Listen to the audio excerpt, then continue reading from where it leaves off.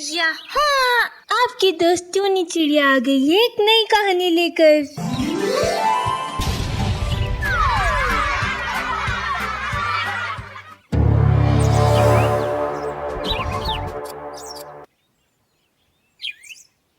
चुड़ैल के भूतिया बैंगन। चुड़ैलों के ठिकानों पर सभी चुड़ैल चिड़ियाओं की सभा चल रही थी। रानी चुड़ैल ने दुखी होकर कहा, आज मैंने तुम सभी को एक बेहद जरूरी बात बताने के लिए बुलाया है। मैं अब बूढ़ी हो गई हूँ और मेरे अंदर शिकार करने की शक्ति भी नहीं बची है। शायद बहुत जल्द मुझे इस दुनिया को छोड़कर जाना होगा।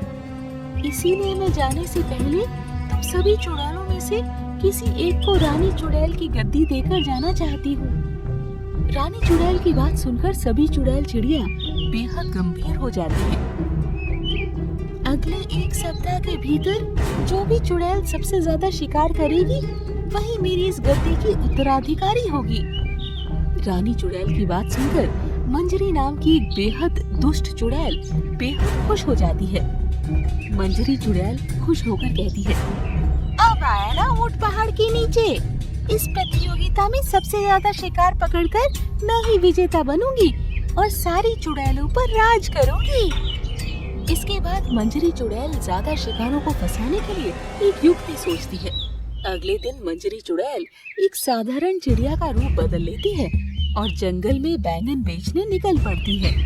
मंजरी चुड़ैल खुश होकर कहती है, ताजे स्वादिष्ट बैंगन ले लो। एक बार अगर मेरे बैंगन का स्वाद चखोगे तो कोई और सब्जी खरीदना ही भूल जाओगे। आओ पक्षियों, बैंगन ले लो। मंजरी चुड़ैल की बैंगन बेचने की आवाज सुनकर टूनी चिड़िया अपने घोंसले से बाहर निकलती है।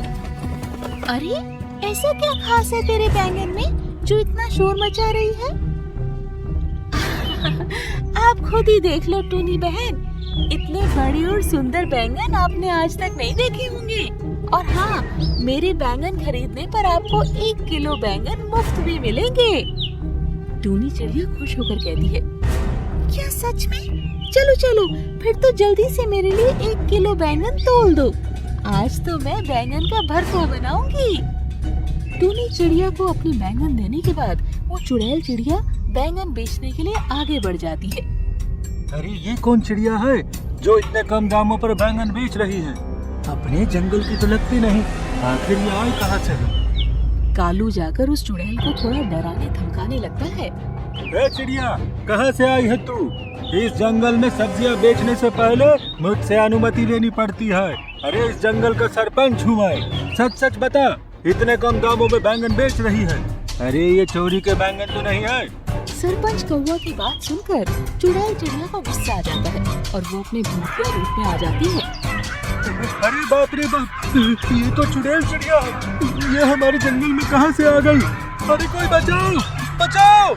अगर तू सरपंच है तो मैं भी कोई साधारण चिड़िया नहीं हूँ जो तेरी धमकियों से डर जाऊंगी।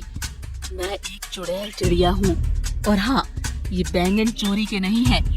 ये तो मेरे भूतिया बैंगन है। इसे खाने से क्या होता है, देखना चाहता है? बोल, देखना चाहता है तू? अभी तुझे दिखाती हूँ कि मेरे ये प्यारे प्यारे बैंगन खाने से क्या होता है। इतना कहकर चुड़ैल चिड़िया एक बैंगन उठाकर जबरन कालू कौवा के मुंह में ठूस देती है। बैंगन के उसके मुंह में जाते ही वो कालू कौवा एक बड़ा सा बैंगन बन जाता है। बड़ा आया था मुझे बैंगन बेचने से रोकने वाला, खुद ही बैंगन बन गया। इस तरह वो चुड़ैल जंगल में घूम घूम कर अपने बैंगन पक्षियों को बेच देती है। अगले दिन चुड़ैल फिर से अपना बैंगन का ठेला लेकर आती है और उसके भूतिया बैंगन खाने से बैंगन बन चुके सभी पक्षियों को अपनी जादुई शक्ति से अपने ठेले में भरकर ले जाती है। इतने सारे पक्षियों के एक साथ जंगल से गायब हो जाने के कारण पूरे जंगल में हाहाकार मच जाता है और जंगल के बचे हुए पक्षी इस समस्या पर चर्चा करने के लिए एक स्थान पर जमा होते हैं। न जाने कौन है जो इस जंगल के पक्षियों को गायब कर रहा है। कल सवेरे ही मेरे कालू जी जंगल की सैर पर निकले थे, लेकिन भगवान ही जाने कि उनको जमीन खा गई या आसमान निकल गया। कल सुबह से ही मैं उनको ढूंढ रही हूँ, लेकिन उनका कुछ पता ही नहीं चला है। आप बिल्कुल सही कह रही हैं भूरी बहन। सिर्फ सरपंच कालू जी ही नहीं बल्कि जंगल के और पक्षी भी गायब हो गए हैं। उन लोगों का भी कहीं कोई पता नहीं मिल रहा है। कुक्कू कोयल घबराते हुए कहती है, अरे लेकिन अचानक ऐसे क्या हो गया है कि जंगल के पक्षी गायब होने लगे?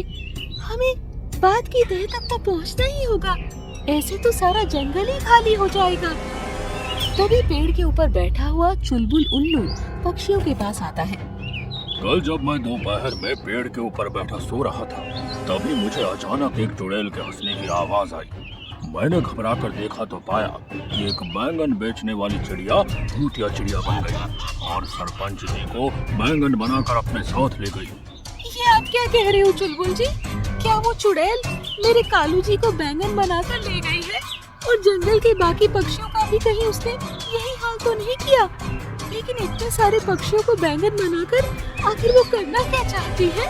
अब ये बात तो वो चुड़ैल खुद अपने मुंह से बताएगी कि आखिर मैं इतने सारे पक्षियों को बैंगन बनाकर वो करना क्या चाहती है। इसके बाद सभी पक्षी छिपकर चुड़ैल का पीछा करते हैं और उसके गुप्त ठिकाने पर पहुंच जाते हैं। अरे वाह मेरे भूतिया बैंगनों! मैंने तो इतने सारे पक्षियों को बैंगन बनाकर इकट्ठा कर लिया है कि इस प्रतियोगिता में अब मैं ही जीतूंगी। अब बस अपने शिकार किए हुए पक्षी रूपी बैंगनों से स्वादिष्ट पकवान बनाकर रानी चुड़ैल को खिलाना है और उसके बाद रानी चुड़ैल की गद्दी हमेशा हमेशा के लिए मेरी हो जाएगी। इतना कहकर वो चुड़ैल उन बैंगनों के पास जाती है और छुरी उठाकर एक एक करके 2 बैंगनों को काट डालती है।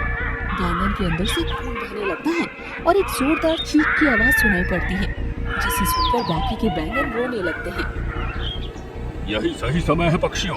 अगर इस समय इस चुड़ैल को नहीं रोका तो ये हमारे जंगल के सभी पक्षियों को एक एक करके ऐसे ही काट डालेगी और सबसे शक्तिशाली रानी चुड़ैल बन जाएगी। फिर उसके आतंक से बचना हमारे लिए नामुमकिन हो जाएगा। चुलबुल उल्लू की बात सुनकर सारे पक्षी एक साथ चुड़ैल पर हमला कर देते हैं जिससे एक पल के लिए वो घबरा जाती है। अरे कौन है तुम? कौन? अचानक यहाँ कहाँ से आ गए? मुझ पर हमला कैसे कर दिया? इससे पहले कि चुड़ैल चिड़िया संभल पाती, चुलबुल उल्लू भगवान बजरंगबली का पवित्र धागा उसके पंखों पर बांध देता है। नहीं, ये नहीं हो सकता, छोड़ दो। लेकिन धागे की पवित्र पकड़ के कारण वो कुछ ही देर में जलकर भस्म हो जाती है। चुड़ैल के वहाँ से जाते ही सभी पक्षी बैंगन से पक्षी बन जाते हैं और चुलबुल की सूझबूझ की बहुत प्रशंसा